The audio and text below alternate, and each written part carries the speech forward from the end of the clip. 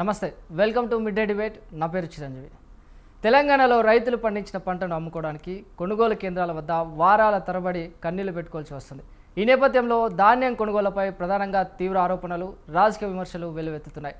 రైతులు రోజుల తరబడి పడిగాపులు కాల్చి రావడం వంటి సమస్యలపై విపక్షాలు, అటు రైతు సంఘాలు పెద్ద ఎత్తున ఆందోళనలు చేస్తున్నాయి.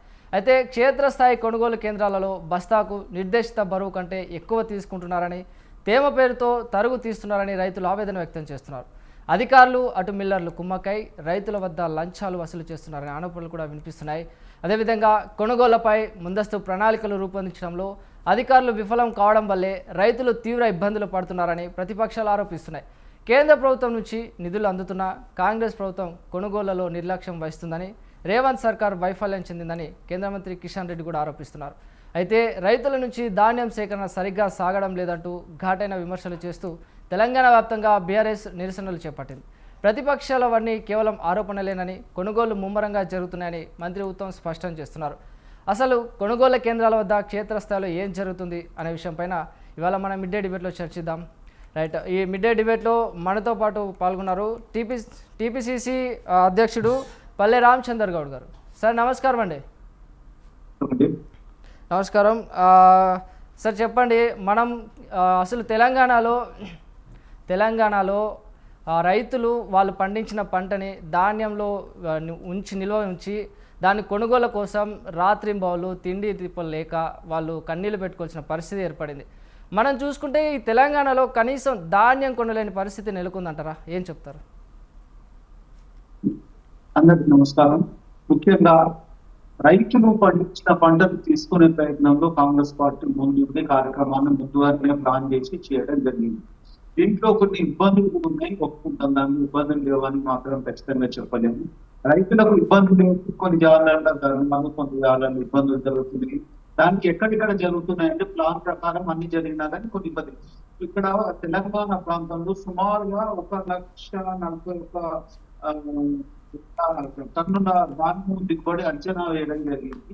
దాని ప్రకారం సుమారుగా 90 లక్షల మెట్రిక్ టన్నులపై తీసుకోవాలని తెలంగాణ ప్రజాప్రభుత్వం దీనికి 23,000 కోట్ల రూపాయలు కేటాయించడం జరిగింది. దానికి సంబంధించిన రైతులను సంబంధించి ముందుగానే చేసేసి సుమారుగా దీనికి కొనుగోలు కేంద్రాలను కూడా ఐకేపీ ద్వారా, అంటే దీనికి మహిళా సంఘాల ద్వారా 50% వరకు మహిళల ద్వారా జరుగుతుంది.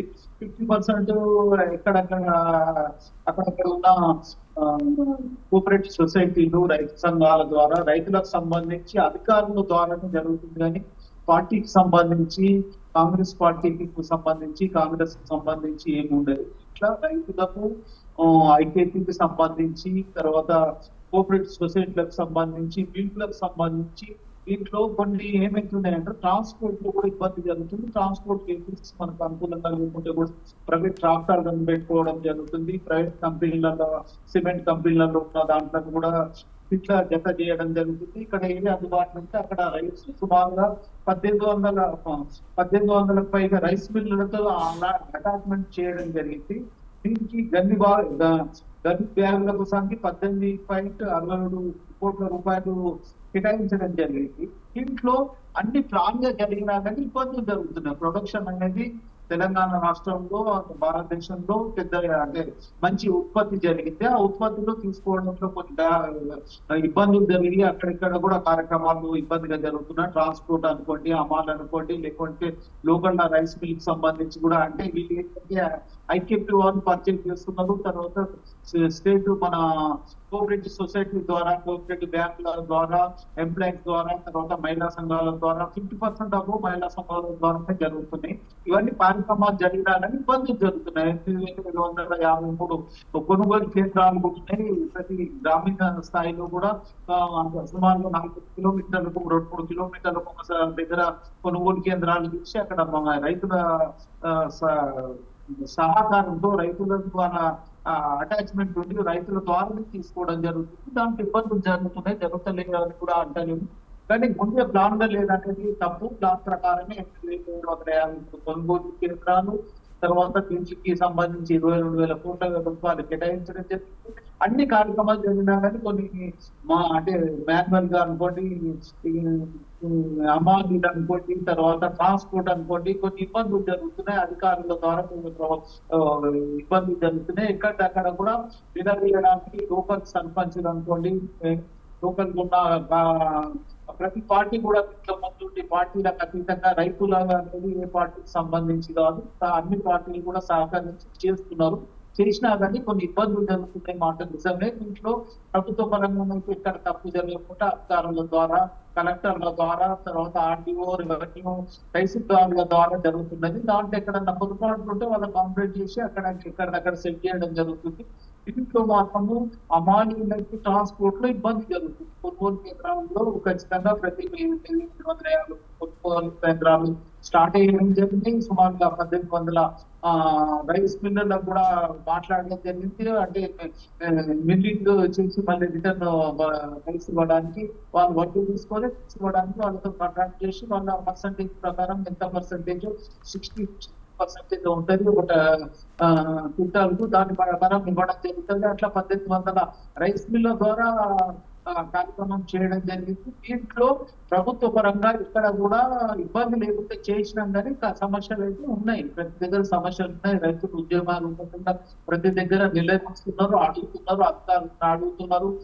అక్కడ తీసుకునే కొనుగోలు కేంద్రాల దగ్గర కూడా నిలదీయడం జరుగుతుంది. కొన్ని కాంటా పెట్టిన తర్వాత కూడా ఇబ్బంది జరుగుతుంది అంటున్నారు. అక్కడిక్కడ కాంటాలు కొన్ని పొరపాటు జరిగితే అక్కడనే నిలదీ రైతులు అనేది ముందుగా అంటే పాత రోజుల్లో కాదు, ప్రతిది కూడా ఎలక్ట్రానిక్ కాంటా ఉంటుంది. ఎలక్ట్రానిక్ లో ఖచ్చితంగా ఇక్కడ ఇబ్బంది కలిగితే ఇంతకుముందు మామూలుగా వేరే కాంటా ఉంటుంటే దాంట్లో అక్కడిక్కడ తూకంలో పొరపాటు ఉంటుంది, ఈ తూకంలో పొరపాటు ఉంటుంది.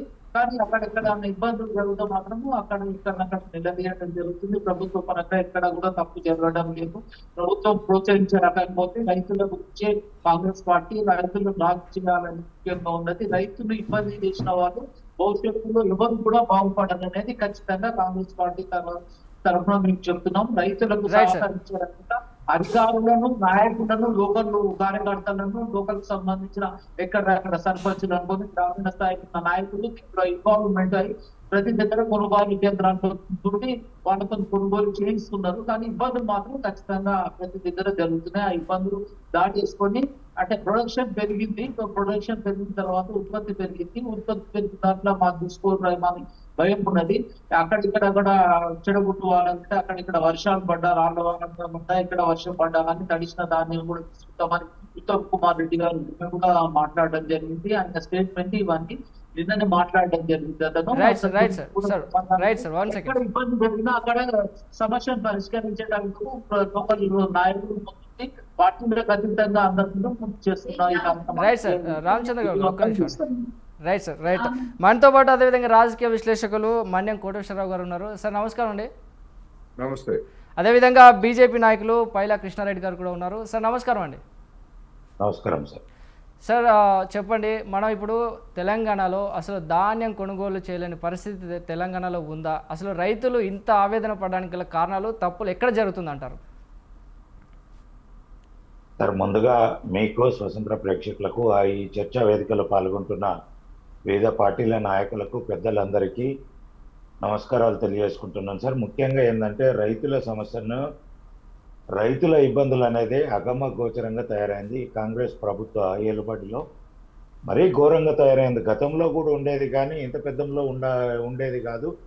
ఈరోజు రైతుల గురించి పట్టించుకున్న వాళ్ళు లేరు, ఎమ్మెల్యేలు పోయేటోళ్ళు లేరు, ఈ మంత్రులు పోయేటోళ్ళు లేరు. ఎంతసేపు వాళ్ళ డిస్కషన్లన్నీ కూడా మేము ఏదో చేస్తున్నాము, రైతు సర్కార్ అని చెప్పుకోవడము, ప్రజా సర్కార్ అని చెప్పుకోవడం తప్ప ప్రజలకు, రైతులకు ఉరగబెడుతుంది ఏమీ లేదు ఇక్కడ. ఎందుకంటే ఇంత గట్టిగా మాట్లాడాల్సిన అంశం ఎందుకు వస్తుందంటే ప్రత్యక్షంగా రోడ్డులు ఎక్కి రైతులు ఇది చేస్తున్నారు, ధర్నాలు చేస్తున్నారు, ఇబ్బందులు పడుతున్నారు. ఇవందరూ చూస్తున్నారు. ఏమో ఒక దగ్గర జరిగింది, ఒక జిల్లాలో జరిగిందో, ఒక కాన్స్టిట్యున్సీలోనో, ఒక ప్రాంతంలోనో జరిగింది అనుకుంటే ఏదో అక్కడ అధికారులు లేదంటే ఏదైనా ఇబ్బందో జరిగిందంటే దాన్ని మనము ఎన్నో ఒక దగ్గర జరిగిందిలే అనుకుంటాం. కానీ ఇది రాష్ట్ర స్థాయి మొత్తంలో జరుగుతుంది.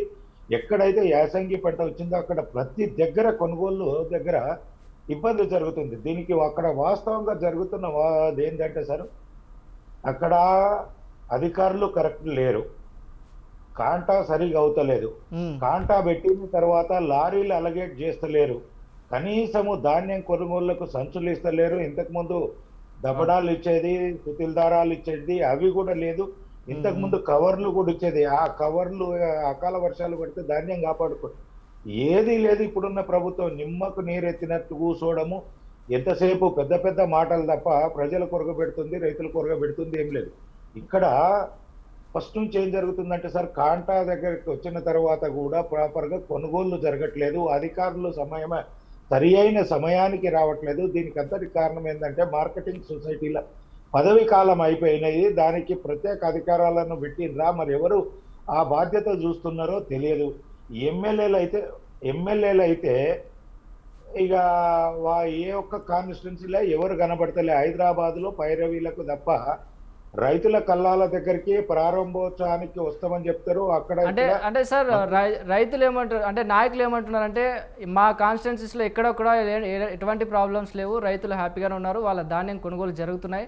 సో సోషల్ మీడియాలో వచ్చే ఈ దుష్ప్రచారాలను నమ్మొద్దండి అని చెప్పేసి నాయకులు అంటున్నారు. దీనిపై మీరేం చెప్తారు? సరే, నేను అందుకనే మీకు ముందుగానే చెప్పిన, గొప్ప ప్రభుత్వము ప్రజలకేదో ఒరగబెడుతుందని చెప్తారు, వీళ్ళు మాటలు మాట్లాడతారని నేను ముందే ఆ పదాన్ని యూజ్ చేశాను. ఎందుకంటే రైతులకు కానీ ప్రజలకు కానీ చెప్తున్నది ఒకటి, చేస్తున్నది ఒకటి అనేది ముందే చెప్పాను. ఎందుకంటే వీళ్ళ మాటలు నమ్మితే మరి రైతులు ఎందుకు రోడ్ ఎక్కుతున్నట్టు? వీళ్ళు మాట్లాడేది చెప్పితే ఉంటే రైతులు ఎందుకు ఎక్కుతున్నారు, రైతులు ఎందుకు ఇబ్బంది పడుతున్నారు? ఈ రోజు వరకు పూర్తి స్థాయిలో కొనుగోలు ఎందుకు జరగట్లేదు? పూర్తి స్థాయిలో ట్రాన్స్పోర్టేషన్కు లారీలను ఎందుకు అలొకేట్ చేయట్లేదు? ఇక్కడి నుంచి వెళ్ళిన తర్వాత మిల్లర్ల దగ్గర ఎందుకు ఆగుతున్నాయి 4-5 రోజులు? అక్కడికి వెళ్ళిన తర్వాత ఇప్పుడు ఇక్కడ రైతు కళ్ళం దగ్గర కాంటా పెట్టిన తర్వాత ఒక 10 క్వింటాళ్ళు ఇక్కడ తరుగు తీసేసి తీసేసిన తర్వాత ఒక 10 క్వింటాళ్ళని రాసి పంపిస్తే మళ్ళీ మిల్లర్ దగ్గరికి వెళ్ళిన తర్వాత క్వింటాలకు 5 నుంచి 10 కిలోలు తీసేసి అక్కడ తరుగు చూపిస్తున్నారు. 2 దగ్గరలో తరుగు జరుగుతుంది. దీంతో రైతులకు అగమ్య గోచరంగా తయారైంది. ఎందుకంటే ఇక్కడ కాంటా జరిగిన దగ్గర ఒక చిట్టి ఇస్తున్నారు, రైతు మిల్లర్ దగ్గరకు పోయినాక ఒక్క చిట్టి ఇస్తున్నారు. బ్యాంకులో పైసలు పడ్డప్పుడు, సొసైటీ దగ్గరికి పోయినప్పుడు ఏ పరిస్థితిలో దేని డబ్బులు పడితే రైతుకి ఎంత వస్తుంది అన్నది ఒక నమ్మకం లేకుండా పోతుంది. దీనికి అందరికీ కారణం ఏంటంటే ప్రభుత్వ వైఫల్యం సార్. ఎందుకంటే ఎప్పుడైనా నేను సామరస్యంగానే మాట్లాడతాను, ఈ ఇబ్బంది కొద్దిగా ఎవరిని నొప్పించకుండానే సమస్యను మాట్లాడతాను. కానీ ఇప్పుడు ఇది మాట్లాడుతున్నామంటే చాలా జటిలంగా ఉంది. రైతుల సమస్యలు ఇక మనము చెప్పడం కాదు, ప్రత్యక్షంగా చూస్తే ఆ కళ్ళం కాడ పొద్దుటి నుంచి పొద్దుమీక దాకా ఎండలో నిలబడము, రాత్రులు ఒక తెల్లం దాకా ఆన్య కావాలి వండుకోవడము, ఎంత ఇబ్బంది. అంటే వాళ్ళకు భోజనాలకు కూడా భార్యలతోటి తెప్పించుకోవడమో లేదంటే పిల్లలతోటి తెప్పించుకోవడమో, ఒక అర్ధగంట అటు ఇటు పోయేద్దామంటే పందులు, కోతులు, ఇక కల్లాల దగ్గర అయితే ఇక విపరీతమైన కోతులు. దాన్ని కావాలి చూసుకోనా, ఇవి చూసుకోనా, ఒక రకంగా లేదు సార్. ఇవి చెప్తే ఇంకా మనం ఈ డిబేట్లో టైం సరిపోదేమో అనిపిస్తుంది. రైతు పంట పండించిన దగ్గర నుంచి పంటను పందుల దగ్గర నుంచి కాపాడుకోవడానికి, అక్కడ పక్షుల నుంచి కాపాడుకోవడానికి, కోతుల నుంచి కాపాడుకొని కళ్ళం కాడికి తీసుకురావడానికి ఎంత ఇబ్బంది పడుతున్నాడో అంతకంటే డబల్ త్రిబల్ కళ్ళం కాడికి వచ్చినాక ఇబ్బంది పడుతున్నాడు. కొనుగోలు జరిగి వెంటనే ధాన్యం వెళ్ళిపోవాల్సిన దగ్గర అక్కడ పరిస్థితి అక్కడ కూడా చాలా ఇబ్బందికరంగా తయారవుతుంది. ఎలాంటి సౌకర్యాలు లేవు. ఒక బాత్రూమ్ పోదామంటే లేదు, ఒక బ్రష్ వేసుకుందామంటే కళ్ళాల అక్కడ నీళ్ళు లేవు, మళ్ళీ ఆడ నుంచి పోవాలి, ఇంటి దగ్గరికి పోయి రావాలి, ఇంటి దగ్గరికి పోయి రావాలంటే ఈడొక్క మనిషి ఉండాలి. ఇది చాలా ఘోరమైన విచిత్రమైన పరిస్థితి రైతులు ఎదుర్కొంటున్నారు. కాబట్టి ఇప్పటికైనా ప్రభుత్వము ఇవన్నీ మాటలు బంద్ చేసి కల్లాల దగ్గరికి వెళ్ళేసి నియోజకవర్గాలలో తిరిగి, మీరు జెడ్పీటీసీలు లేరు, ఎంపీటీసీలు లేరు, మార్కెటింగ్ కమిటీలు లేవు, మార్కెటింగ్ కమిటీలు ఉన్నాయి కానీ సొసైటీలు లేవు. ఇవన్నీ ఏంటంటే చాలా సొసైటీలో రిన్యూవల్ చేశారు. రిన్యువల్ కొంత దగ్గర జరిగినాయి సార్. ప్రతిపక్ష పార్టీలు ప్రతి దగ్గర జరుగుతుంది, కొన్ని దగ్గరలో జరిగింది. ఇప్పటికైతే వాళ్ళైతే యాక్టివ్గా ఎక్కడ పనిచేస్తున్నట్టయితే కనబడుతున్నాయి. నా ఎల్లారెడ్డి నియోజకవర్గంలో అయితే 6 ఉన్నాయి, 6 3 అయినాయి, ఇంకా 3 కావట్లేదు. దాని పరిస్థితి ఏంటో చెప్తాను. ఒకటి చెప్తా చూడండి అన్న, నగర్ది కాలేదు, తాడువాయిది కాలేదు, లింగంపేటది ఒకటైంది, ఎల్లారెడ్డిది ఒకటైంది, నాగిరెడ్డిపేటది పెండింగ్ ఉంది. ఇవన్నీ ఒకటి. ఎందుకంటే రాజకీయ పదవులకు ఇచ్చుకోనికి ఇది చేసుకున్నట్టు ఉంది. కానీ ఏది ఉన్నా ఒకటన్నా ఎన్ని పదవులు ఇచ్చినా ఏది ఇచ్చినా రైతులకు సామరస్యంగా పనులు అవుతున్నాయా లేదా, ఇబ్బందులు కలగకుండా కొనుగోళ్లు జరుగుతున్నాయా లేదా, తరుగు పేరు మీద రైతులను మీ ప్రభుత్వం దోపిడీ చేస్తుందా, దళారులు చేస్తున్నారా, మీ ప్రభుత్వములో మీ నాయకుల పర్యవేక్షణ లోపంతో ఇదంతా జరుగుతుందా, ఇవన్నిటిని చూసుకోవాల్సిన బాధ్యత అధికారంలో ఉన్న పార్టీ మీద ఉంటుంది. బాధ్యతాయుతంగా మీరు ప్రవర్తించాల్సి ఉంటుంది. రైతులకు న్యాయం చేసేలాగా మీ ప్రభుత్వం పనిచేయాలని కోరుకుంటున్నాను sir. Right sir, right sir. Koteswararao గారు చెప్పండి సార్. నమస్కారం అండి. చెప్పండి, అసలు తెలంగాణలో రైతుల పరిస్థితి ఇంత దారుణంగా తయారవడానికి కారణం ఎక్కడ, తప్పులు ఎక్కడ జరుగుతుంది? అసలు అంటే ప్రభుత్వానికి రైతుల బాధలు కష్టాలు పట్టడం లేదా? అసలు తెలంగాణలో ధాన్యం కొనలేని పరిస్థితి వచ్చిందంటారా? ఏమంటారు? ధాన్యం కొనుగోలుకు సంబంధించి ఈ రోజుకి రోజు కొత్తగా వచ్చినటువంటి సమస్యలు కాదు ఇవి. గతంలో కూడా బీఆర్ఎస్ ప్రభుత్వం ఉన్నప్పుడు కూడా ఈ విధమైనటువంటి సమస్యలు వచ్చాయి.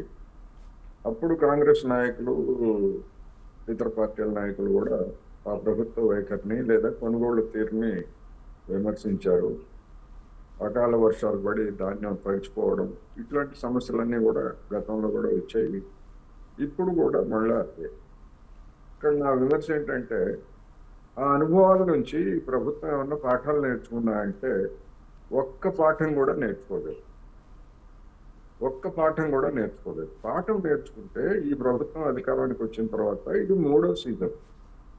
ఈ 3వ సీజన్లో తెలంగాణలో ధాన్యం ఎంత పండుతుంది, ఎంత మార్కెటింగ్ వస్తుంది అనేటువంటి అంశాలు మరి అధికార యంత్రాంగానికి తెలియవు, మంత్రులకి లేకపోతే ప్రజాప్రతినిధులకు తెలియకపోవచ్చు. అధికార యంత్రాంగానికి తెలుసు కదా, గత అనుభవాలన్నీ ఉన్నాయి కదా.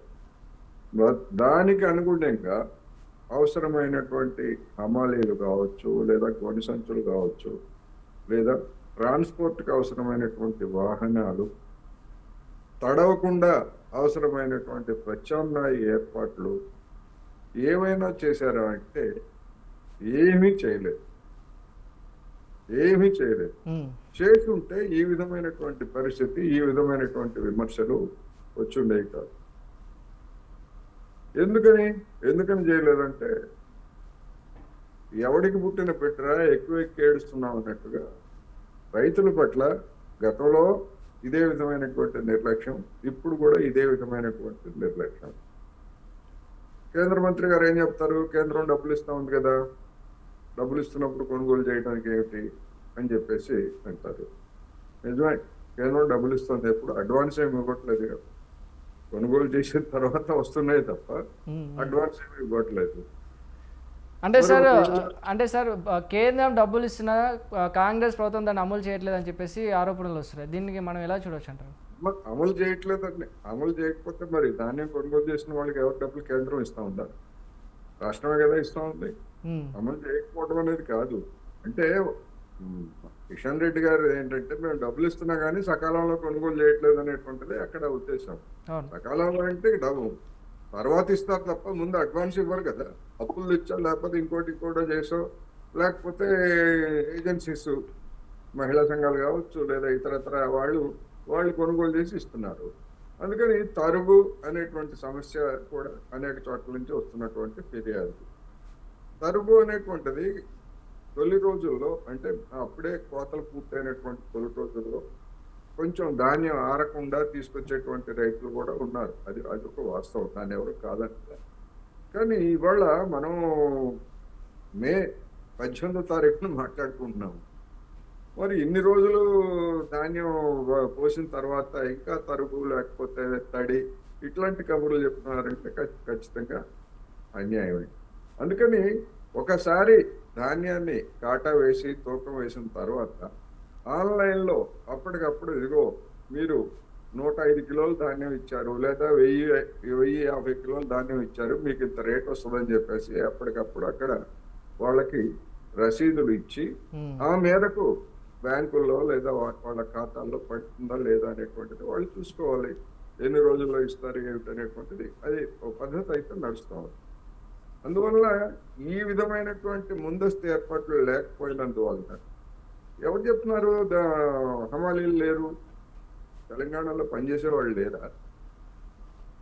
లేదా వెహికల్స్ లేవు. వెహికల్స్ లేకపోతే మరి మీరు ఏర్పాటు ఏమిటి, ముందస్తు జాగ్రత్తలు ఏమిటి మరి అనేటువంటిది, ఇవన్నీ సమస్యలు ఉన్నాయి కదా.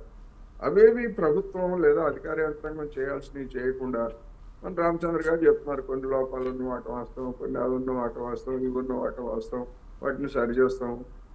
ఎన్ని రోజులు చెప్తారండి ఇట్లాంటి కబుర్లు? అసలు ముందస్తు ప్లాన్ ఏమిటి అనేటువంటిది లేదు. ప్లాన్ లేదు, ఏం లేదు. ప్లాన్ ఉంటే ఇంత ఇబ్బందులు పడేటువంటి పరిస్థితి అయితే ఉండేది కాదు. ఎందుకంటే ఖచ్చితంగా నిర్లక్ష్యం, అధికార యంత్రాంగం నిర్లక్ష్యం. ఆ అధికార యంత్రాంగాన్ని పర్యవేక్షించాల్సినటువంటి మంత్రులు, ముఖ్యమంత్రి, వీళ్ళ నిర్లక్ష్యం తప్ప ఎక్కడన్నా అనుకోని ఉదంతాలు, అనుకోని ఇబ్బందులు ఎక్కడన్నా ఒకటి ఎదురైతే దాన్ని అర్థం చేసుకోవచ్చు.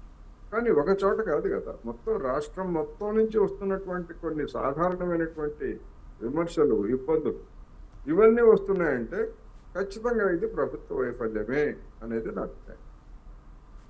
Right sir.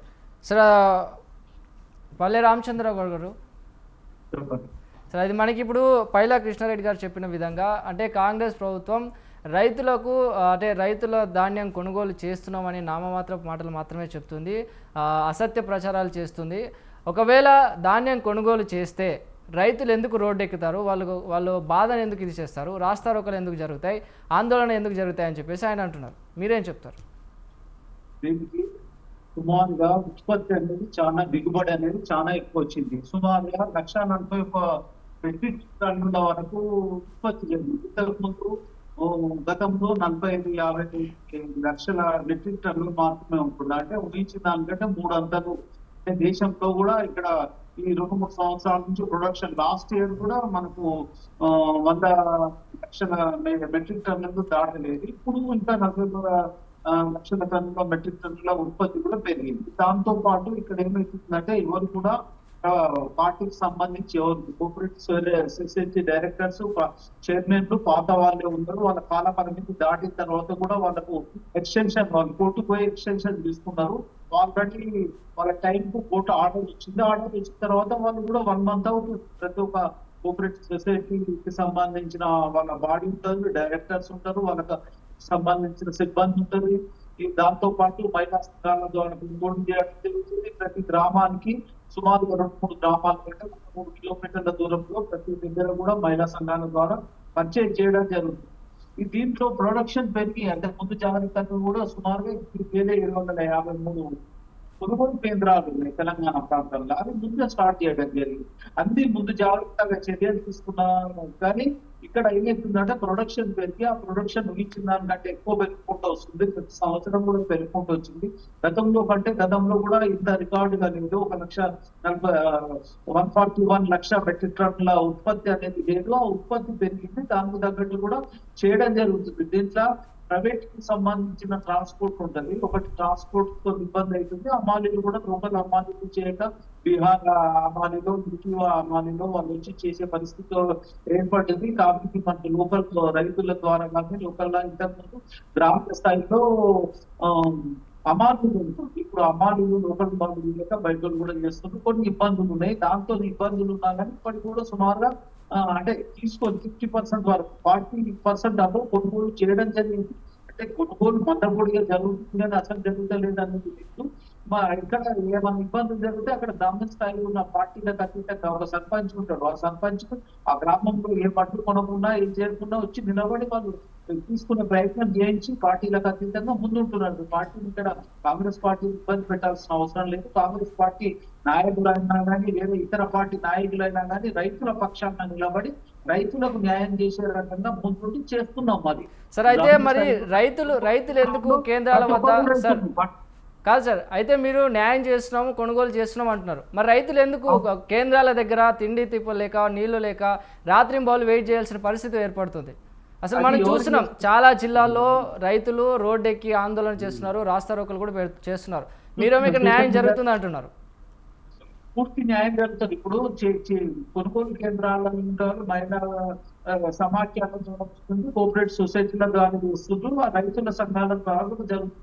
దాంట్లో అధికారుల ద్వారా జరుగుతుంది. అధికారులు కూడా ఇక్కడ ఉంటున్నా అక్కడ కార్యక్రమాలు ఉన్నాయి. కొన్ని మార్కెట్ కంపెనీలు ఉన్న దగ్గర వాటర్ సౌకర్యం అనుకోండి, షెడ్యూలు నీడకు ఉండే రకంగా ఉంటాయి. కొన్ని జాగాల్లో గ్రామీణ స్థాయిలో గ్రామీణ స్థాయిలో చెట్ల దగ్గర వేసుకుంటున్నారు. చెట్ల దగ్గర వేసినప్పుడు వాళ్ళకి వాటర్ కైనా కానీ అక్కడ నీడకు ఉండడానికి కూడా లేదు. ఎక్కడనో ఫారెస్ట్ ఏరియాలో ఒక 4-5 అంటే పొలాల దగ్గరనే వేయడం జరుగుతుంది. అంటే కొన్ని మార్కెట్ పెద్ద గ్రామాల్లో, కొన్ని మండలంలో 3 స్థానాల్లో, మండలంలో 20 గ్రామాలు ఉంటే 4-5 గ్రామాలకు సంబంధించి మండల స్థాయిలో మార్కెట్ కంపెనీలు ఉంటాయి, అక్కడ షెడ్లు ఉంటాయి, దానికి సంబంధించిన అన్ని సౌకర్యాలు వాటర్ అవి ఉంటాయి. అదే రకంగా కొన్ని గ్రామీణ స్థాయిలో ఉన్నప్పుడు రైతులు, తర్వాత కోఆపరేటివ్ సొసైటీకి సంబంధించిన వాళ్ళు, తర్వాత మహిళా సంఘాలు పర్చేజ్ చేసే వాళ్ళు వాటర్ కి సంబంధించి పర్చేజ్ సంబంధించి వాళ్ళు చూసుకోవాలి. దాన్ని కూడా అక్కడ ఉన్న లోకల్ సర్పంచులు అనుకోండి, పాత ఎక్స్ సర్పంచులు అనుకోండి, ఈ తర్వాత పార్టీ నాయకులు నిలబడి ప్రతి కార్యక్రమం వాళ్ళ దగ్గర ఉంది. ఆ కార్యక్రమాలను వాళ్ళకి సంబంధించిన వాటర్ పెట్టుకోండి, షెడ్లు లేకుంటే షెడ్లు వేసుకోవడం, టెంట్లు వేసుకొని కార్యక్రమాన్ని నడిపిస్తున్నారు. సుమారుగా 8,753 కొనుగోలు కేంద్రాలు ఉన్నాయి. ఇప్పుడు నడుస్తున్నాయి కానీ ఇక్కడ ఏమవుతుందంటే మనం కాంట్రాక్ట్ వచ్చిన తర్వాత కూడా ట్రాన్స్పోర్ట్ లేకుండా కూడా ఇంతకుముందు ఓన్లీ లారీల ద్వారా పోతుంది. ఇప్పుడు లారీలు ఎక్కడ అవసరం ఉంటే అక్కడ ట్రాక్టర్లు లేకుంటే ఇంకేదైనా వ్యాధులు ఇంకేదైనా ఉన్నా కానీ వాటి ద్వారా కూడా చిన్న మొత్తంలో కూడా పంపించడం జరుగుతుంది. రైస్ మిల్లర్లకు కూడా 1800 తెలంగాణ ప్రాంతంలో 1800 రైస్ మిల్లర్ ద్వారా ఎంఎస్పీ అంటే మిల్లింగ్ సౌకర్యాన్ని మాట్లాడడం జరిగింది. ప్రభుత్వము అధికారులు దీంట్లో కలెక్టర్లు ఉన్నారు, ఆర్టీఓలు ఉన్నారు, ఎంఆర్ఓలు ఉన్నారు, తర్వాత ఆర్ఓ ఉన్నారు, తర్వాత రూరల్ సంబంధించిన విఆర్ఓలు, వాళ్ళందరూ కూడా ఇంట్లో కార్యక్రమంలో ఉన్నా ఇబ్బందులు జరుగుతలేవు అని అంటలేము, ఇబ్బందులు జరుగుతున్నాయి. దాన్ని ప్రొడక్షన్ పెరిగిన తర్వాత ప్రొడక్షన్ ఎక్కువ జరుగుతుంది. దాన్ని కూడా సరిచేసే బాధ్యత మనందరిది, పార్టీలకు అతీతంగా ప్రతి ఒక్కరిదని కూడా నేను చెప్తున్నాను. లేదు, ఖచ్చితంగా చేయాలి. ఇది రైతులకు ఎవరు అన్యాయం చేసినా, రైతులు ఎవరు ఇబ్బంది చేసినా వాళ్ళకి ఫ్యూచర్ ఉండదు, భవిష్యత్తు ఉండదు. రైతుకు సాధ్యం చేస్తేనే రైతులు ముఖ్యంగా 70% 70% మంది మన తెలంగాణ ప్రాంతంలో రైతులు ఆధారపడి రైతు కుటుంబాలు ఉన్నాయి. వాళ్ళకి న్యాయం చేస్తేనే ఫ్యూచర్ అనేది ఉండదు. ఏ పార్టీకైనా ఎవరికైనా ఉంటది. అది ఆలోచన చేసే కాంగ్రెస్ పార్టీ ముందు చర్య తీసుకుంటుంది. దాంట్లో ఇబ్బంది అనేది ఏం లేదు. కొన్ని ఇబ్బందులు జరిగినా దాన్ని గటాలు చేసుకుని ముందు ఫుల్ఫిల్ చేసే బాధ్యత అధికారులది, నాయకులది. Right sir, right. మనతో పాటు ఇప్పుడు బీఆర్ఎస్ నాయకులు మల్లెపల్లి యాదగిరి గారు ఉన్నారు. సార్ నమస్కారం అండి. నమస్తే అండి. సార్ చెప్పండి, ఇప్పుడు మన కేంద్రాలలో ధాన్యం కొనుగోలు విషయంలో ఎక్కడ తప్పు జరుగుతుంది? అసలు రైతులకు ఈ పరిస్థితి రావడానికి కారణాలు ఏంటిది? ప్రభుత్వం ఎందుకు వీళ్ళు నిర్లక్ష్యం చేస్తుంది? ఎక్కడ అంటే ఈ కొనుగోలు విషయంలో ఎక్కడ జాప్యం జరుగుతుంది అంటారు? ముందుగా మీకు ఛానల్లో ఉన్న వారికి, స్వతంత్ర టీవీ ప్రేక్షకులకు నమస్తే. ఈరోజు తెలంగాణ రాష్ట్ర ప్రభుత్వం, కాంగ్రెస్ పార్టీ ప్రభుత్వం రైతులను మోసం చేసుకొని ప్రభుత్వం ఏర్పాటు చేసిన తర్వాత ఆ చిత్తశుద్ధితోటి కాకుండా, ఇచ్చిన హామీలు కాకుండా వాళ్ళ పదవులు కాపాడుకోవడం కోసం మాత్రమే ఈ ప్రభుత్వాన్ని నడిపించుకుంటున్నారు. నిజంగా చిత్తశుద్ధితోటి రైతులకు పనిచేసింది గతంలో ఉన్నటువంటి కేసీఆర్ గారి ప్రభుత్వం, బీఆర్ఎస్ ప్రభుత్వం. ఎందుకంటే రైతులు యూరియా విషయంలో కానీ మా పార్టీలో గతంలో స్పీకర్గా పనిచేసిన పోచారం శ్రీనివాసరెడ్డి గారు కూడా కొన్ని సందర్భాల్లో చెప్పారు, కేసీఆర్ గారు ఉన్నప్పుడు రైతుల కోసం ముందుగానే వర్షాకాలం కంటే ముందే ఢిల్లీకి కేంద్ర ప్రభుత్వం దగ్గరికి మమ్మల్ని కానీ పంపించి, వ్యవసాయ శాఖ అధికారులను పంపించి యూరియా విషయంలో కానివ్వండి, ప్రతి విషయంలో వేరే రాష్ట్రాలలో ఎవరైతే వరి ధాన్యం పండించిన రాష్ట్రాలు వేరే రాష్ట్రాలకు పోయే యూరియాను కూడా తెలంగాణ రాష్ట్రానికి తీసుకువచ్చి తెలంగాణ రాష్ట్ర రైతాంగానికి మేలు చేకూర్చే విధంగా కేసీఆర్ గారు చేశారు.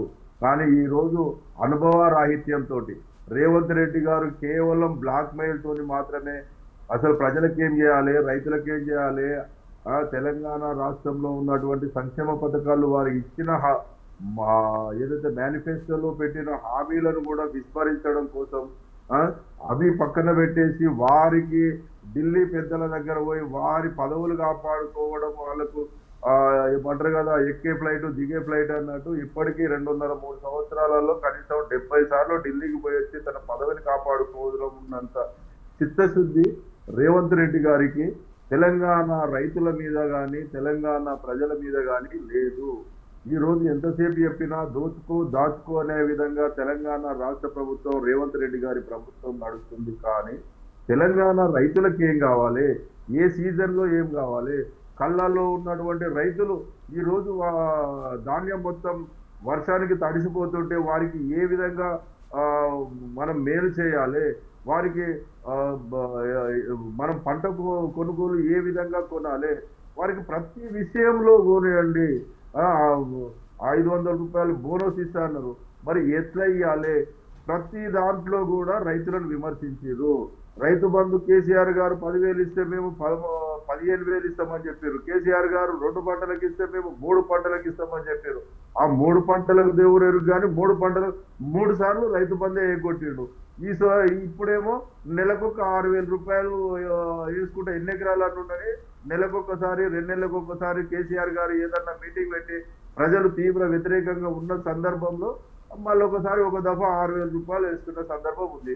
ఈరోజు కేవలం రైతుల ద్వారానే రేవంత్ రెడ్డి గారి ప్రభుత్వం ఏర్పాటు జరిగింది.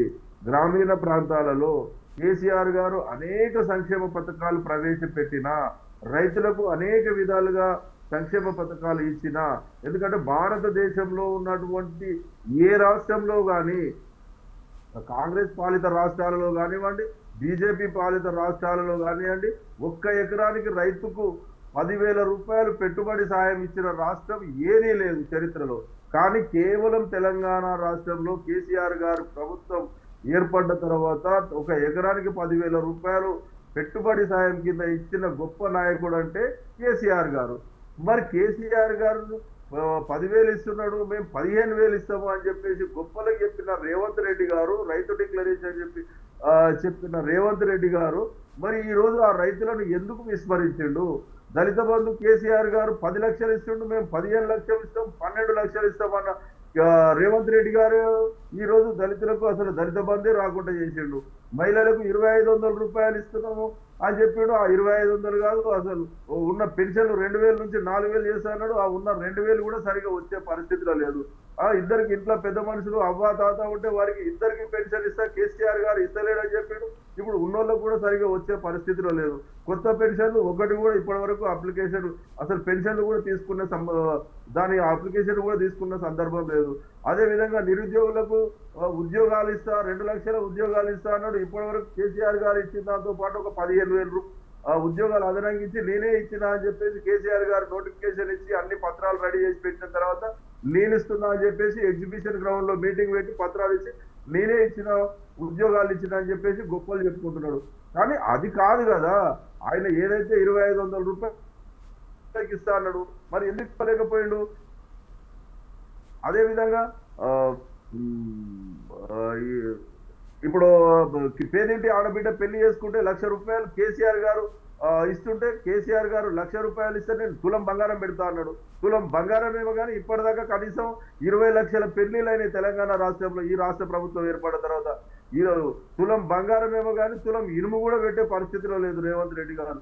ఎందుకంటే కేవలము మాయ మాటలతోటి, అబద్ధాల హామీలతోటి, బ్లాక్ మెయిల్ రాజకీయాలతోటి ఈ ప్రభుత్వాన్ని ఏర్పాటు చేసిన తర్వాత ఇప్పుడు అందరు అధికారులను కానీ వారి పార్టీలో ఉన్న వారిని కానీ అందరినీ బెదిరించుకుంటూ బ్లాక్ మెయిల్ చేసుకుంటూ ఢిల్లీ పెద్దల దగ్గర, ఢిల్లీ పెద్దలకు, జాతీయ నాయకులకు కప్పం కట్టుకుంటూ బీజేపీ పెద్దలతోటి ఒప్పందంతో చోటేబాయ్ బడేబాయ్ అని చెప్పి మోడీ గారితోటి సఖ్యతగా వండుకుంటూ తన పదవిని కాపాడుకోవడం కోసం మాత్రమే రేవంత్ రెడ్డి గారికి సమయం సరిపోతుంది. కానీ తెలంగాణ రాష్ట్రంలో ఉన్నటువంటి బడుగు బలహీన వర్గాలకు, రైతులకు, కార్మికులకు, కర్షకులకు, మహిళలకు, విద్యార్థులకు, ఉద్యోగులకు, నిరుద్యోగులకు, పేదింటి ఆడబిడ్డలకు ఎవ్వరికి వారు ఇచ్చిన హామీలు కూడా నిలబెట్టుకోకుండా విస్మరించిన ముఖ్యమంత్రి గారు వాటిని పట్టించుకున్న పాపాన పోకుండా తన పదవిని కాపాడుకోవడం కోసం మాత్రం ఢిల్లీకి అనేక సార్లు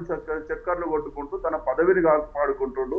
కేంద్ర ప్రభుత్వంతో, మోడీ గారితోటి, అమిత్ షా గారితోటి సఖ్యతగా ఉంటుకుంటూ ఇక్కడ పార్టీలో ఢిల్లీ పెద్దలకు, జాతీయ స్థాయి కాంగ్రెస్ నాయకులకు కప్పం కడుతున్నాడు. అదే విధంగా ఢిల్లీ బీజేపీ నాయకులతోటి కూడా సఖ్యతగా ఉండి తన పదవిని కాపాడుకుంటుండు. ఓటుకు నోటు కేసులో అరెస్ట్ చేయకుండా ఆ కేసును మళ్ళీ తిరగదోడకుండా ఆ బీజేపీ పెద్దలతోటి సఖ్యతగా వండుకుంటూ ఈ రోజు తన పదవిని కాపాడుకుంటుండగానే ఈ తెలంగాణ రాష్ట్రంలో ఉన్నటువంటి ప్రజలను సంక్షేమ పథకాలను మొత్తం విస్మరించి అందరిని విస్మరిస్తున్న నాయకుడు రేవంత్ రెడ్డి గారు. రైట్ అదేవిధంగా right sir. Sir Ramachandra Goud గారు మీరేం చెప్తారు? యాదగిరి గారి మాటలకి వాళ్ళ స్పందనకి మీరేం చెప్తారు? యాదగిరి గారు మాట్లాడిన దానికి ఒకటే జవాబు చెప్తున్నాను. ఆ పార్టీ గురించి ఆలోచించాల్సిన అవసరం లేదు. 10-12 సంవత్సరాల్లో మేము ఏం చేసినాము, మేము రైతులకు ఇది చేసినాము, అది చేసినాము అనేది లేదు. వాళ్ళు ఏం చేయంటే వాళ్ళని పక్క కృషిలో పెట్టిండ్రు. వాళ్ళ గురించి ఆలోచించాల్సిన అవసరం లేదు. ఆయన మాట్లాడితే అది తప్పే. ఎవరికి కప్పం కడుతుందో కప్పం కట్టేది ఏమున్నా కానీ చూపించండి ఏ రకంగా వాళ్ళకి నోటికి ఎత్తే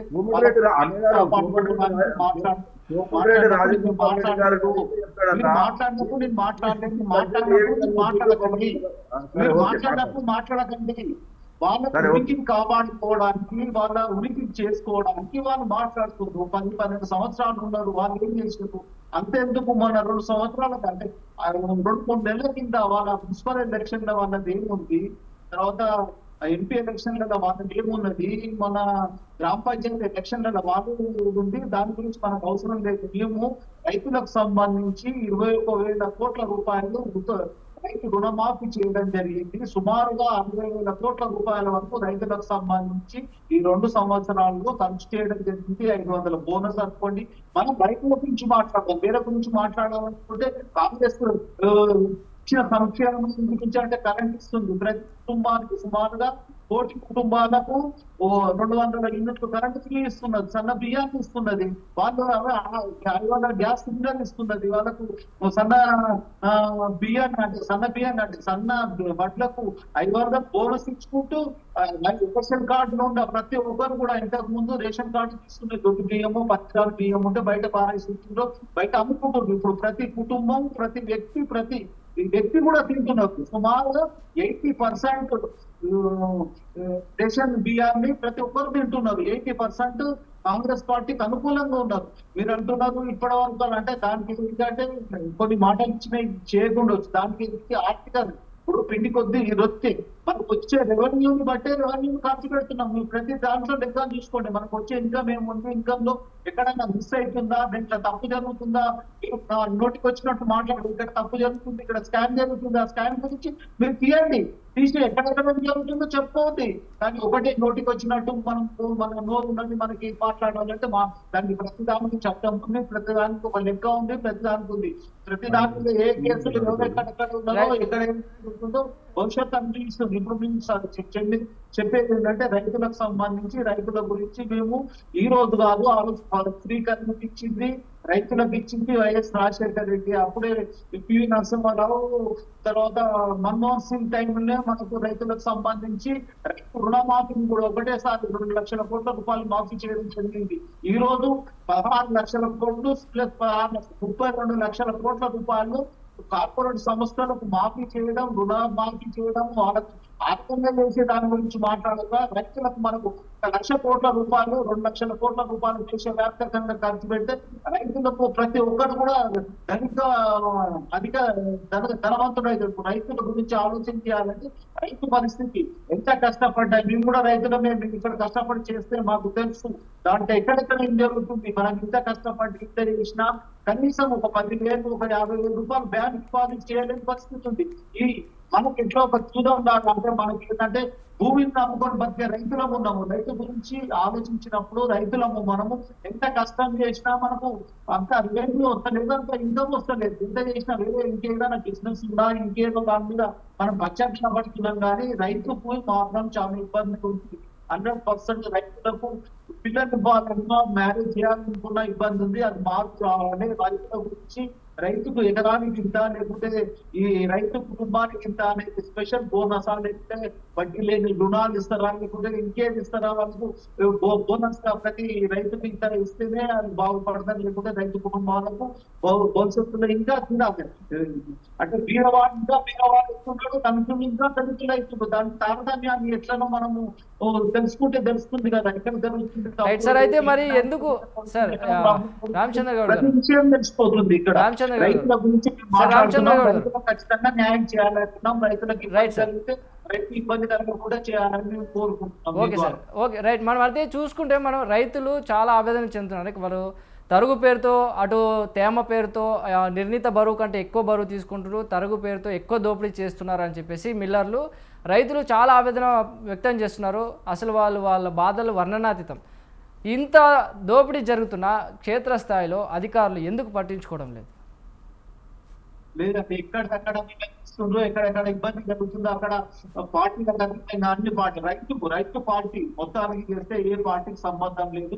రైతుకు సంబంధించి న్యాయం చేయాలని కోరుకుంటున్నాము. ఎక్కడ తప్పు జరిగినా, ఆ మహిళా సంఘాల ద్వారా జరిగినా, లేకుంటే అధికారుల ద్వారా జరిగినా, లేకుంటే కోఆపరేటివ్ సొసైటీల ద్వారా జరిగినా, అధికారులు వివరించినా తప్పులు శిక్షించాల్సిందే.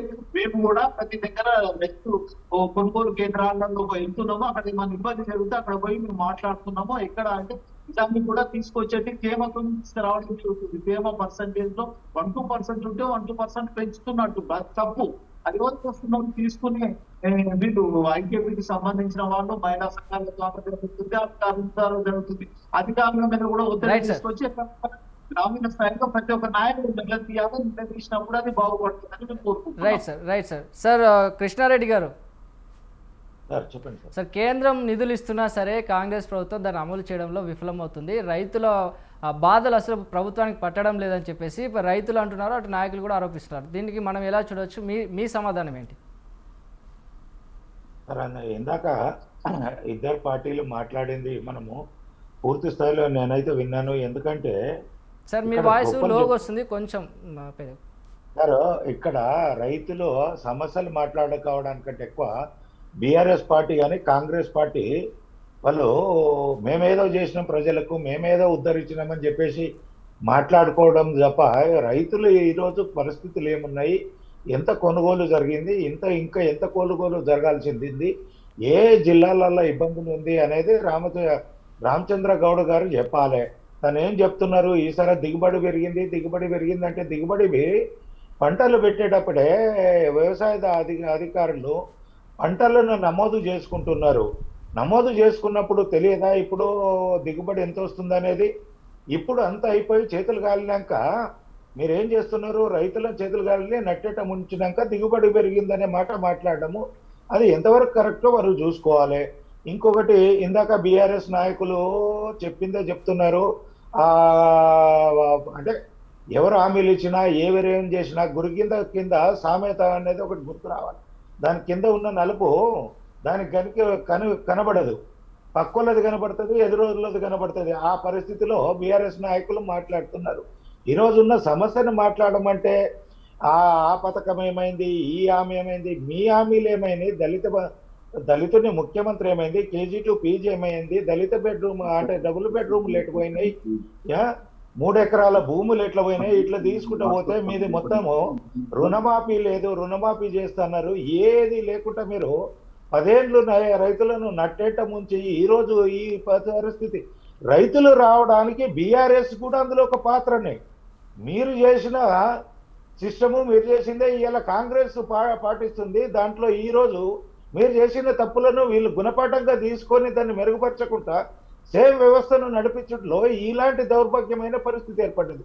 అదంతా చెప్పకుండా మేమేదో ఉద్ధరించడము, మేమేదో స్వర్గాన్ని చూపించడం చెప్తున్నారు.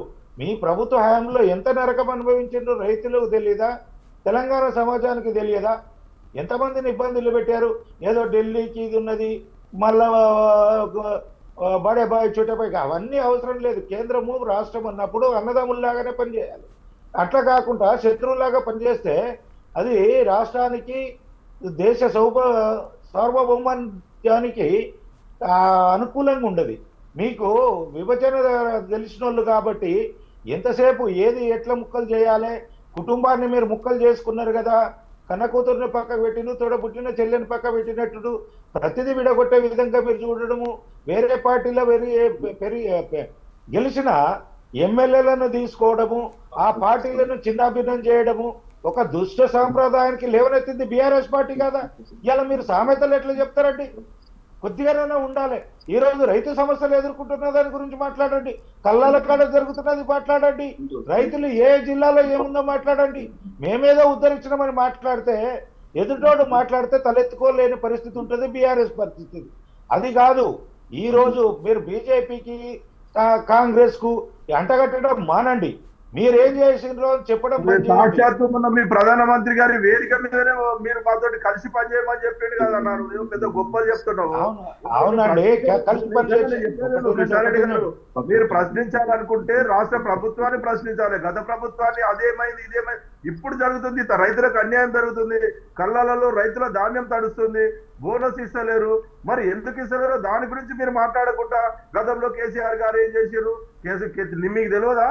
మీరు రైతే అయితే మీకు రైతు బంధు పడలేదా? మీకు రైతు బీమా రాలేదా? మీకు రాలేదా?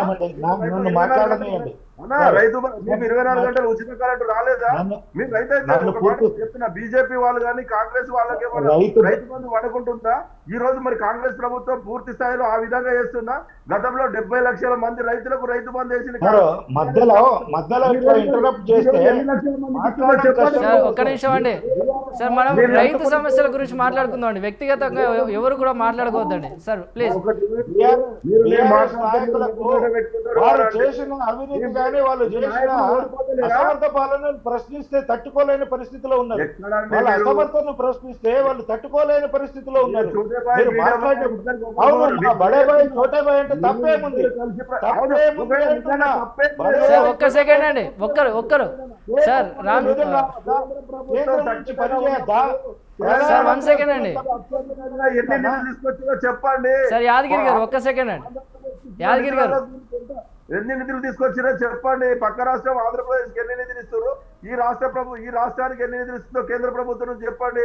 ఇద్దరు సఖ్యతగా ఉన్నారు కదా. ఒకవేళ సఖ్యతగా ఉండి ఈ రాష్ట్రానికి ఏమన్నా నిధులు అధికంగా ఇచ్చినా, ఈ రాష్ట్ర మేలు కోరినా, ఒకవేళ మేలు కోరినట్టుంటే పార్లమెంట్ ఎన్నికల్లో కేంద్రం మనకు గాడిది గుడ్డు ఇచ్చిందని చెప్పేసి రేవంత్ రెడ్డి గారు ఒక గాడిది గుడ్డును పట్టుకొని ప్రచారం ఎందుకు చేసిండు? కేంద్రం మనకి ఏమి ఇస్తలేదని ప్రచారం ఎందుకు చేస్తుండు? ఢిల్లీకి పోతే చెప్పుల దొంగ లెక్క చూస్తున్నారు అని ప్రచారం ఎందుకు చేస్తున్నారు? మీరు చెప్పండి. మీరు సఖ్యతగా ఉన్నప్పుడు మరి చెప్పుల దొంగ లెక్క ఎందుకు చూస్తున్నారు? కేంద్రం గాడిది గుడ్డు ఇచ్చిందని ఎందుకు చెప్తున్నారు? దానికి సమాధానం చెప్పండి. మీరు చెప్పాల్సింది ఇప్పుడు రాష్ట్ర ప్రభుత్వం రైతులకు మోసం చేస్తుంది.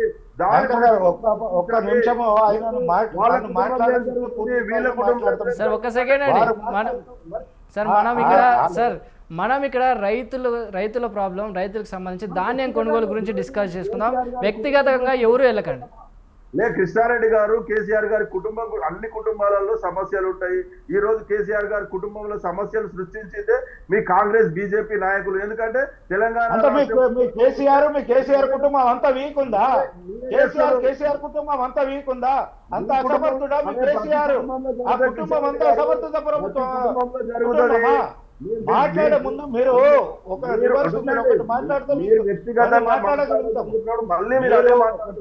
ఈ రోజు టాపిక్ రైతుల మీద, రైతులకు రైతు బంధు కేసీఆర్ అదే మాట్లాడండి. మరి మీరు ఏదో ఉత్తరించడం చెప్పడం రైట్ సార్. సార్ రైట్, ఒక్క నిమిషం అండి సార్. యాదగిరి గారు 1 సెకండ్ అండి. అత్యధికంగా 70 లక్షల రైతు. యాదగిరి గారు ఒక్క సెకండ్ అండి. యాదగిరి గారు రైట్ సార్, రైట్ సార్. 3 సంవత్సరాలలో ఎన్ని అప్పులు కేసీఆర్ రేవంత్ రెడ్డి గారు చేసి ఎన్ని రైతులకు? Right sir. యాదగిరి గారు 1 సెకండ్ అండి, మీకు ఇస్తానండి, అవకాశం ఇస్తాను సార్. ఒక్క సెకండ్. కేసీఆర్ గారు చేసిన అప్పుల తర్వాత ఎన్ని ప్రాజెక్టులు కట్టిండు, ఎన్ని కంపెనీలు ఇచ్చిండు, రైతులకు రైతు బంధు ఇచ్చిండు, రైతు బీమా ఇచ్చిండు, ఉద్యోగాలు ఇచ్చిండు, మీరు ఇప్పుడు ఈ రోజు రాష్ట్ర ప్రభుత్వాన్ని ప్రశ్నించండి.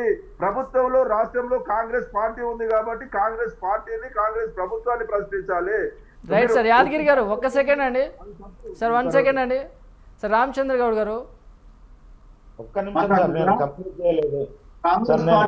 రైతులకు సంబంధించి ప్రతి ఒక్క సెకండ్ అండి రామచంద్ర గారు, ఒక్క సెకండ్. భవిష్యత్తులో ప్రతి రైట్, అయితే మనము కూడా రైతులకు సంబంధించిన కార్యక్రమాన్ని ప్రతి చేస్తాము. చివరి వడ్ల గింజ వరకు, చివరి ధాన్యం వరకు తీసుకునే ప్రయత్నం జరుగుతుంది. ఆల్రెడీ 50% నమోదు కొనుగోలు జరగడం జరిగింది. 50% ఉన్నది. ఆ 50% కూడా పూర్తిగా చివరి వడ్ల గింజ వరకు తీసుకునే ప్రయత్నం చేస్తాం. Right sir, right sir. Ramachandra గారు రైట్ అండి, ఒక్క సెకండ్ అండి. రామచంద్ర గారు ఒక్క సెకండ్ అండి సార్, ఒక్క సెకండ్. ప్రతి ఒక్క రైతులకు, ప్రతి ఒక్క నాయకులకు తెలియజేస్తున్నాము. Right sir, right. ఒకటే పాయింట్ మేము మాట్లాడుతా. ఒక్కసారి మీరు చెప్పిన మాయ మాటలకు, మంచి మాటలకు ప్రజలు మిమ్మల్ని నమ్మి ఓట్లు వేసిర్రు. సరే మాకు ప్రతిపక్ష పార్టీ బాధ్యత అప్పచెప్పారు కాబట్టి మేము ప్రజల పక్షాన పోరాటం చేస్తాం. నేను చెప్పేది అరే రైట్ సార్ ఒక్క సెకండ్ అండి సార్ యాదగిరి గారు అలాగే రామచంద్ర గారు మనకి టైం లేదండి ఒక్క సెకండ్ అండి సార్ యాదగిరి గారు సార్ ఒక్క సెకండ్ అండి భారతదేశంలో రాహుల్ గాంధీ గారి నాయకత్వాన్ని బండకేసి కొడుతున్నారు ప్రజలు. మరి దానికి మీరేం రైట్ సార్ రైట్ సార్ ఒక్క సెకండ్ అండి మనకి టైం లేదండి సార్ యాదగిరి గారు యాదగిరి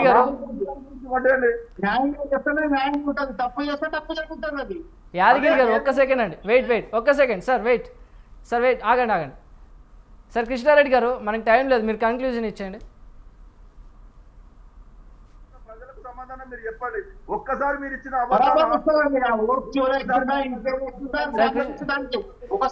సార్ యాదగిరి గారు ఒక్క సెకండ్ ఆగండి రామచంద్ర గారు ఒక్క సెకండ్ ఆగండి సార్ వెయిట్ సార్ మీరిద్దరు ఆగాలి సార్ ఒక్క సెకండ్ మీరిద్దరు ఆగాలి. కృష్ణారెడ్డి గారు మనకి టైం లేదండి కంక్లూజన్ ఇవ్వండి మీరు. సరే ఏదున్నా ఇప్పటిదాకానైతే రైతులు మనం ఎంత చెప్పుకున్నా ఎవరెంత చేసినామన్నా రైతులు ఈరోజు ఈ ఘోషపడుతున్న దానికి పరిస్థితులకు గత ప్రభుత్వం కానీ ఇప్పుడున్న ప్రభుత్వము కారణము. దీన్ని ఇప్పటికైనా మనం ఒకరినొకరిని నిందించుకోవడము నువ్వేం చేసినామంటే కాదు. రైతులు తీవ్ర ఇబ్బందుల్లో ఉన్నారు. కొనుగోళ్లు సక్రమంగా జరగాలి. ఇప్పుడు వెంటనే యుద్ధ ప్రతిపదికన రాష్ట్ర ప్రభుత్వము చర్యలు తీసుకుని ప్రతి ఎమ్మెల్యే కానీ ప్రతి మంత్రి కానీ ప్రతి ఒక్క పార్టీ నాయకుడు నియోజకవర్గాలలో ఉండి ఒక హెల్ప్ లైన్ లాగానన్నా ఏదన్నా ఒకటి కలెక్టర్ దగ్గరనో లేదంటే వ్యవసాయ అధికారి దగ్గరనో పెట్టి ఎక్కడ ఏ ప్రాంతంలో ఉన్నది తెలుసుకునే విధంగా ఒక హెల్ప్ లైన్లు పెట్టాలి. లేదంటే రాష్ట్ర స్థాయిలోనన్నా 1-2 హెల్ప్ లైన్లు పెట్టి రైతుల సమస్యలకు ఎక్కడ ఏ కళ్ళ దగ్గర ఏ ఇబ్బంది దగ్గర ఉంది, ఏ కొనుగోలు జరగట్లేదు, ఏ మిల్లర్ దగ్గరికి పోయిన తర్వాత ఆ లారీ అన్లోడ్ కావట్లేదు అనేది ఫోన్ చేసి కంప్లైంట్ చేస్తే దానికి రెస్పాన్స్ అయ్యే విధంగా ఉండాలి. కానీ మనం ఎంతసేపు గొంతులు దించుకొని ఒరుకుంటే నేనేదో గొప్ప అనుకుంటే నువ్వేదో గొప్ప అనుకుంటే రైతు సమస్యలు తీరేటివి కాదు. దీనికి యొక్క పరిష్కార మార్గం ఏం లేదు. ఎమ్మెల్యేలు మంత్రులు అందరూ నియోజకవర్గాలలో ఉండాలి లేదా హెల్ప్ లైన్లు పెట్టాలి. దానికి ఎక్కడ కొనుగోలు జరగకపోతే అక్కడ యుద్ధ ప్రతిపదికన చర్యలు తీసుకోవాలి. అక్కడ అధికారులను కానీ మిల్లర్ల మీద తప్పైతే ఎవరిది తప్పైతే వాళ్ళ మీద చర్యలు తీసుకునే విధంగా ప్రభుత్వం ముందుకెళ్లాలని చెప్పేసి తెలియజేస్తున్నాను sir. Right sir Ramachandra Goud గారు సార్ రైట్ మనం ధాన్యం క్వింటాకు 1300 గిట్టుబాటు ధర ఉంటే అది కేంద్రం 2360కి పెంచింది.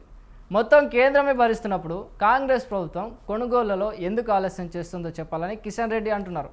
దీనికి మీ దగ్గరున్న సమాధానం ఏంటి? ఇప్పుడు రైతులకు ఎంఎస్పి మినిమం సపోర్ట్ ప్రైస్ ఇంకా తక్కువనే, ఇంకా పెంచాల్సింది.